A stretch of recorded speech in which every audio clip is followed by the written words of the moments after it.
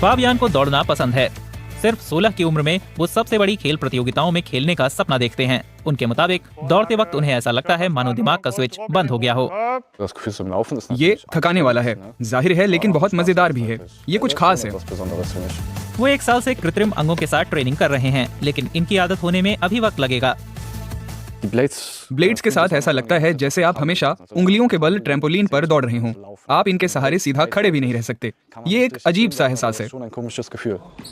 Fabian सिर्फ 2 साल में बहुत आगे निकल आए हैं।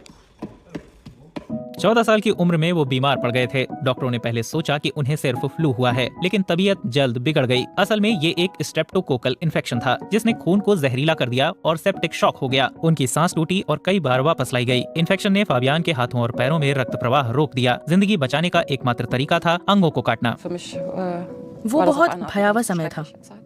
हमने डर और उदासी झेली और फिर उम्मीद मिली।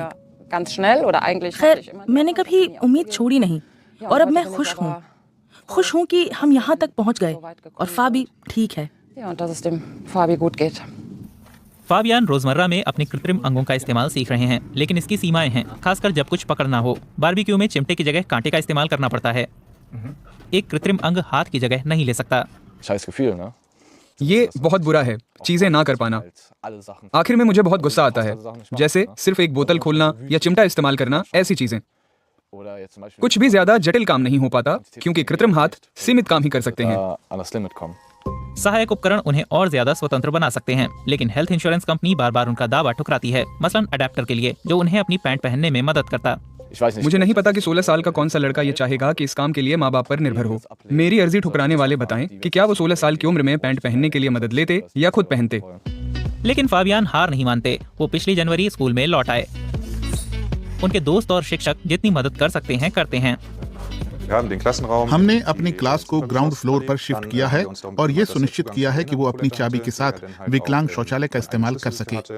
परीक्षाओं में उसके लिए विशेष व्यवस्था है। उसे अतिरिक्त समय दिया जाता है क्योंकि लिखना अब भी उसके लिए कठिन है। फाबियान टैबलेट पर नोट्स लेते हैं और स्टाइलस से अभ्यास करते हैं। फिर से स्कूल में होना एक अच्छा अनुभव है।